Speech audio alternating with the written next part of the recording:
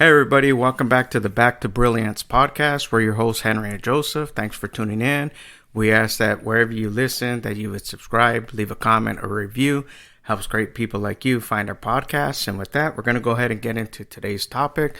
Today, we're going to be talking about moving from overthinking to inner peace, training your mind for clarity.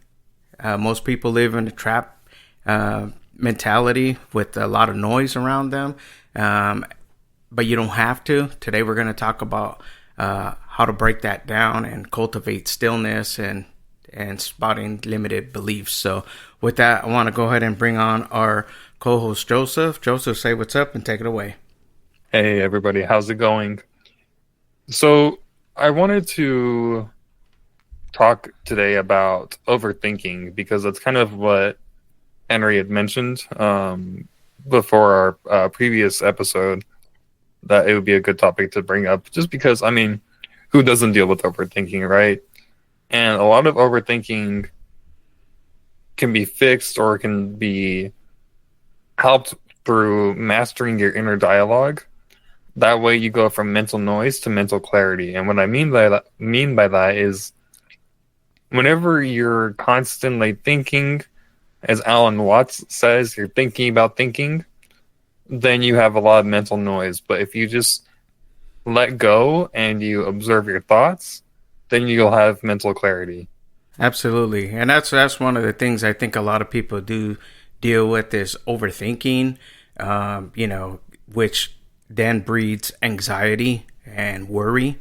And, it is said that overthinking or anxiety is like a rocking chair, right? It gives you something to do, but at the end of the day, you're still in the same place. So what we want to talk about is just clearing some of that overthinking, and minimize some of that mental noise so that you can have that mental clarity, So one of the steps that we're going to talk about is for us to get past that is to observe, the thinker, and learn to notice your thoughts, without judgment. Understand you're not your mind, So we're going to go into a little bit deeper and learning, what overthinking is and how we can overcome it. So, so hang with us. We're going to go ahead and break that down. Yeah, and like Henry just said, right? You are not your mind. And again, going back to Alan Watts, he says you are not your body as well, right?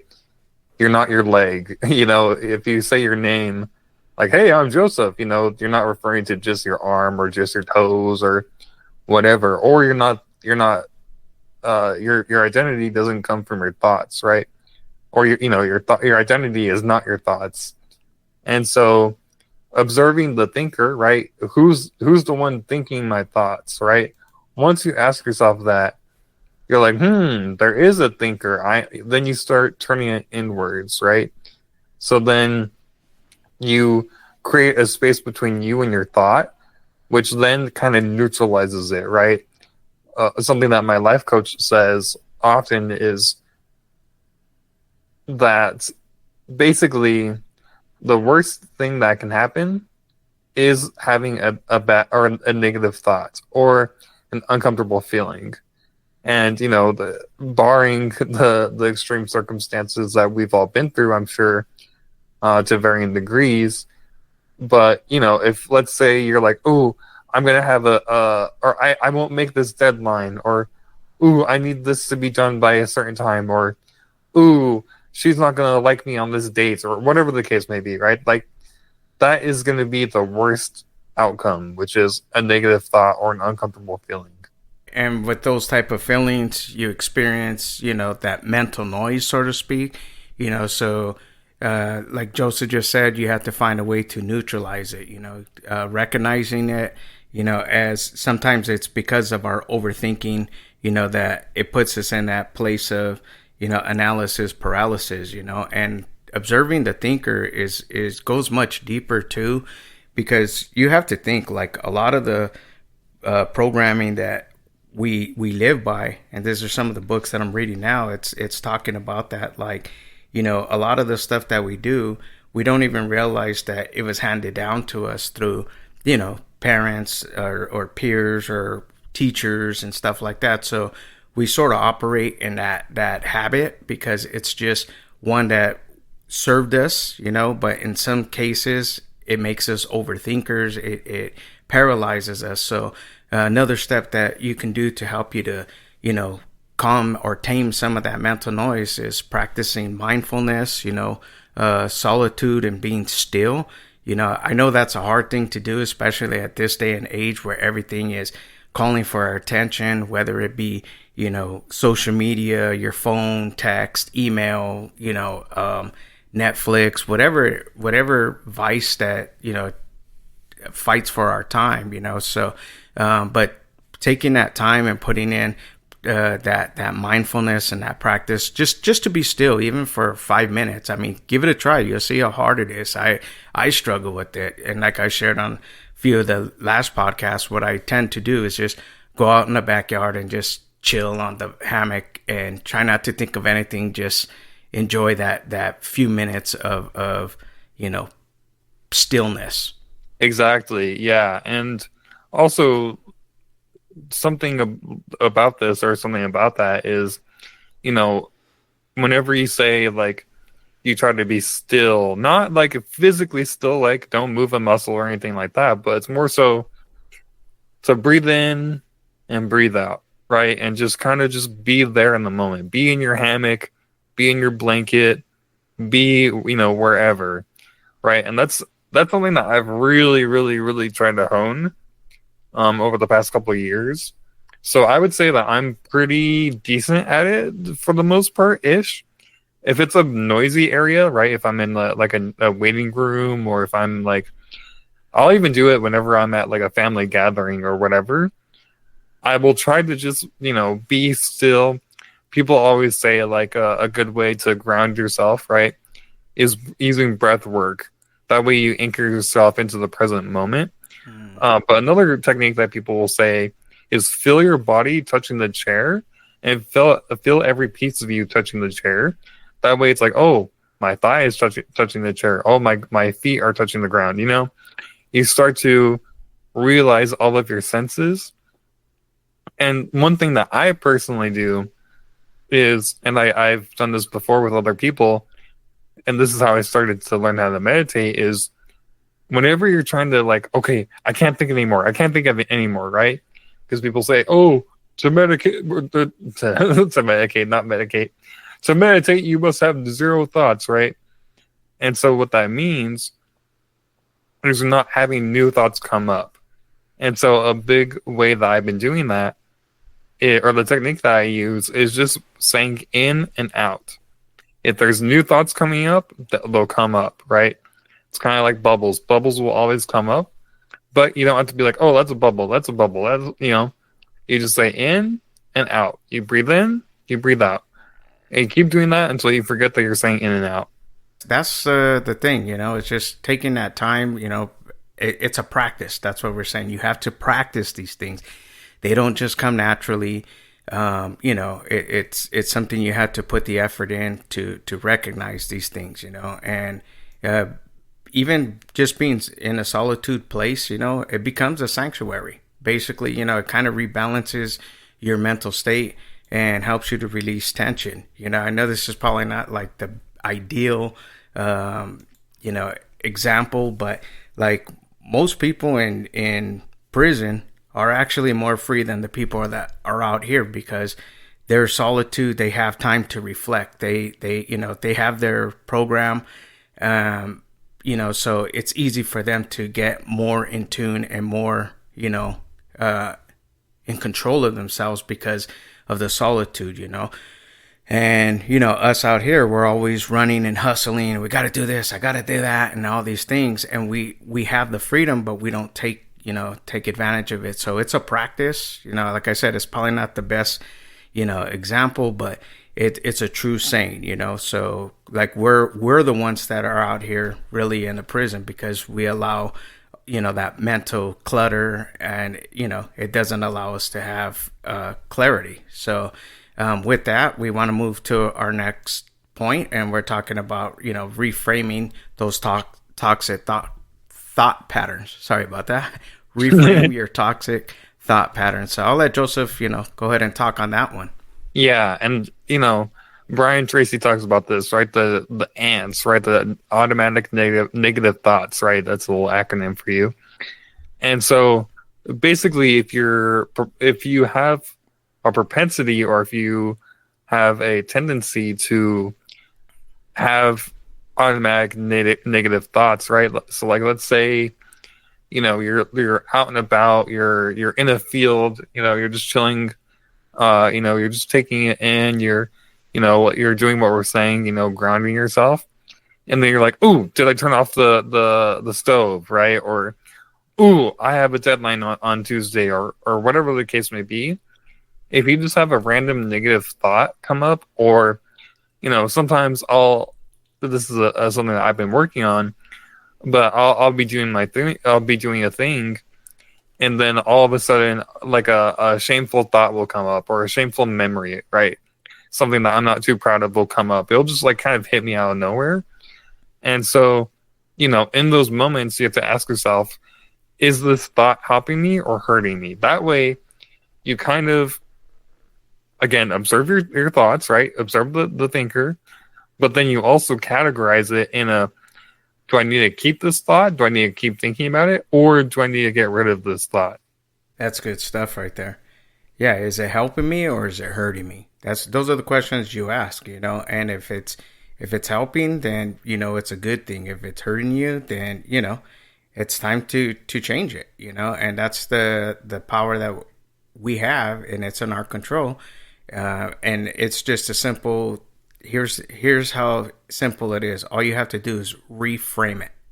Reframe the questions that you're asking yourself. When those negative thoughts pop into our brain, like, okay, let me reframe it. And change it from all the shoulds, should have, you should all over yourself, when all you have to do is just choose, like, you know what, I'm not going to believe this anymore. This is a limiting belief, and I need to rewire, my subconscious. I need to change this. So that's why it continues to happen and it continues to come up, because I believe it's just the way, you have in you to recognize these patterns, but sometimes we don't recognize them, right away, and we just continue to go through them. So, it's a toxic thought pattern, and it does happen to all of us that overthink. Guilty. I'm an overthinker and a half, not just an overthinker, I'm an overthinker and a half. I'm the type of person when I'm going to work to do something, I know the tools that I need, but sometimes I see tools and I'm like, oh, I should just take that tool. I might not need it, but I'm gonna take it anyways. That's overthinking, and that's because you try to plan for the best you can, but sometimes you when you overthink, you just do so much more, and that actually takes a lot more energy from you. And yeah, overthinking does take a lot of energy out of you. And so all it is, or what we're trying to point you towards, is to redirect your energy into purposeful action, right? Mm-hmm. That's kind of something that again my life coach instilled in me, is like, let's say you have you tell yourself, okay, I'm gonna get this done by 2 p.m. But up until 1:50, you're stressing about the fact that you need to do it by 2 p.m., right? Versus if you're more confident in yourself, you can use that energy elsewhere, right? You're not pulling your energy away from that thing because you're not focused on, oh, I have to do it, I have to do it, I have to do it, right? And so, one thing that is recommended by Brian Tracy is switching from problem focus to solution focus, right? Mm. And that's what Henry talks about, right? He's not dealing with problems, he's dealing with solutions. One of the things that I learned from a mentor of mine was, and this guy, I'll just tell a quick story. He was in the hole for $2 million, and, he borrowed all this money for his business and from family and friends and all this stuff. And, he got in a hole and his family didn't want him around, blah, blah, blah, all this stuff. So long story short, he ended up, his method, and he taught me, and I'm sharing with you guys now, is that no matter how bad things seem, you can just take three things and write it down for the day that you're going to do. Okay. And this just is replacing like the mental loops that we get ourselves in when we're overwhelmed, overthinking. And this helps with forward thinking questions like, what can I do right now? So what you can do right now, if this is you and you're feeling overwhelmed, overstressed, analysis paralysis, or you're not accomplishing anything, take three things that you can do, three simple things, three hard things, whatever, and just get them done for that day. And that right there will start to help you to switch from, problem focus to solution focus, because you're going to see results. Definitely. And you go from being like, oh, I have all these things to do to limiting it down to just three, right? And so that's kind of takes us into our next topic, or our next point, which is breaking things down into pieces, right? And, this is a technique in AA, this is a technique in a lot of other things, but, if someone says like, oh, you can't do drugs for the rest of your life, right? That's the whole rest of your life. Well, what they say you can't do anything, or you can't do that vice tomorrow or today, or even today, right? Right. Just take it day by day, step by step, piece by piece. And so Brian Tracy talks about taking or using the salami method, which is like breaking a big salami down into small wins, right? So if you have a whole project to do, every day you break it up into three different pieces that you're going to tackle that day. Yeah. And that right there, everything, it compiles, so like, the more times you do little things, it just continues to build up, and it builds confidence, it builds, accomplishment, and those things move you away from, from overthinking, like, oh man, I got to get this thing done, but I had to do this and I had to do that. So again, just breaking it down into small pieces, the workable pieces, is going to help you to build that confidence, and help you not overthink things, because you won't have the time to think things if you're doing things. Exactly. Yeah. And I kind of glossed over this point, but again, keep your mind trained on what you want versus what you fear, right? I want to get this done. I want to have clients to work with, or, I want to know, or I want it to be, or for example, I want to feel good about the work that I've done, right? So you focus on what you want and not what you fear. And like Henry just said, right, it builds momentum. Once you start doing those small little tasks, you're like, oh, this isn't that bad, right? So then you start doing more and more, and then you start get into the swing of things, right? So that's something that I'm trying to work on right now, is trying to post more content for our podcast, right? So spreading our social influence. So I just started an Instagram account and a Twitter account, and it's kind of not in my wheelhouse per se. I've never really used social media like this, on a large scale, let alone like on any scale. And so I'm trying to focus on like, the things that I want to come out of it. That way it motivates me to do it. Yeah, you're right, bro. And that's a good point that you bring up about, going after what you want rather than, what you fear, because, you know, you're going to attract one or the other. So you might as well attract the things that you want, and we all want, better for ourselves and things like that. So, doing those things, does build the momentum. So, I challenge you to do it, like Joseph just shared, this is not his strength of doing social media, but we're stepping outside of our comfort zone, and stepping basically into your zone of genius, like, not just staying complacent, because it's real easy once you accomplish so many things. You're like, oh, okay, I got to a point, but you can't stay on the mountaintop. Eventually things will change. So, our thing is switching from, problem focused to solution focused. So find out what works for you, break it down into small pieces, workable pieces. That's why I say like three things today, whatever those three things are. Maybe it's write the body for an email. Okay. Make that phone call that you have to call, and, send that text. That's that simple. Probably take you 10 minutes. It's not much, but again, it compounds, and, you do it 5 times, for the week, you did 15 things. So, you're going to feel a sense of, confidence. Exactly, exactly. And also a really, really big one is to let go of control, right? So a lot of the times whenever we feel anxious, it's because we want to control the outcome or we want to control whatever the case may be, right? So again, going back to like a relationship example, which is like, oh, I hope she likes me. I hope I do well on this interview. I hope this and that, right? You're trying to control the outcome. But if you just accept and flow with the uncertainty, then it won't be like, oh, I hope this happens. I hope this is going to happen, right? Instead, it's like, okay, well, it's going to happen or something's going to happen.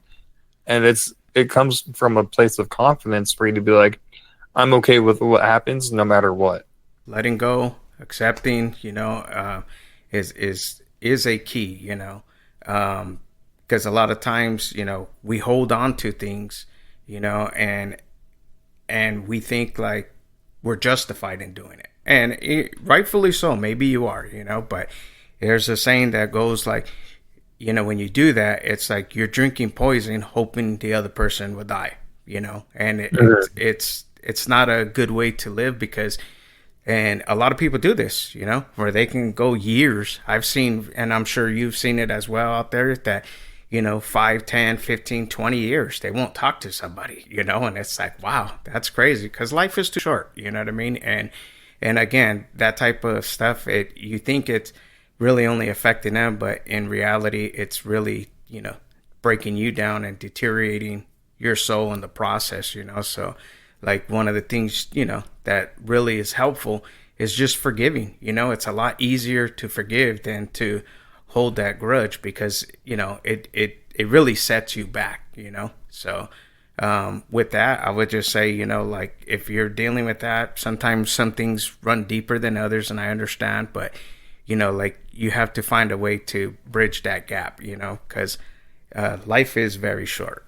Yeah, exactly. And a lot of it is just letting go of the past. And like Henry just said, some things may be deeper than others. Some things may take a while to forgive. But we're not saying to forget. We're just saying to forgive, right?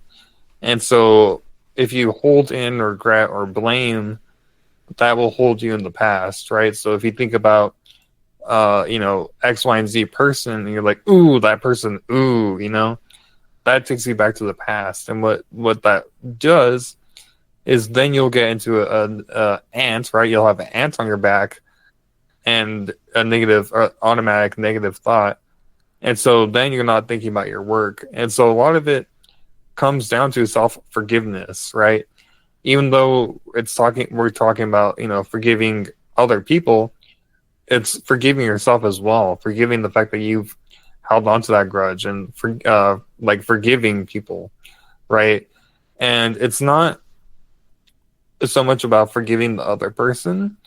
It's about taking the power back in your own, or it's about more so forgiving on your own terms, right? Like it's not about them, it's about how you choose to interpret the outcome, or not the outcome, the situation. And that is a good point right there too, self forgiveness, because I'm sure there's a lot of things, I've done too that, I'm like, man, I wish I wouldn't have did that, and sometimes what happens is you live in those old patterns and, it doesn't let you propel to the next level. So if you're stuck and you're feeling like I can't seem to figure out what it is, maybe just look inside and see like, hey, am I holding anything against somebody or, harboring that regret or even against yourself, for something maybe you could have done better at that time. You could have been a better whatever version of yourself. So forgive yourself, move on so you can create new mental patterns and get to that next level. Yeah, exactly. And again, trust your intuition. That way, as Brian Tracy says, it activates the automatic success mechanism, right? And what he means by that is your inner voice often knows what's best, right? The voice in your head the voice that's telling you, hey, we got to get this done, or whenever you feel anxious about not doing something, that's your inner voice saying, hey, we got to get this done, right? So if you just listen to your intuition, that will take you far. And that's, again, just being an example for myself. That's what I've been doing this whole year, and this whole year has been extremely beneficial and fruitful in more than one way. Yeah, very true, bro. Trusting that intuition, so that's really good stuff, guys. So, yeah, I just want to recap real quick, So, again, we're just talking about overthinking, train your mind for that clarity, and like I said, we're breaking it down, observe the thinker, if you're that person that overthinks, take the time, to recognize that, like, hey, you know what? Why do I do these things, and what is it that's really got me like this? Take that time to practice some mindfulness, uh, get in a quiet place and just be still. That quiet place, again, like we said, using, breath work. For me, it's the hammock. If it's walking or exercising, whatever it is but just a time that you have where you can just, like, you're not thinking about anything, but you're just focused on you, and then reframe those toxic thought patterns, if those automatic negative thoughts or ants, as Joseph said, pop up, question them, is this helping me or is this hurting me, and then, redirecting your energy, because it's very important. We are only limited to so much, in the day. So switch from problem focus to solution focus, don't get caught up in those mental loops.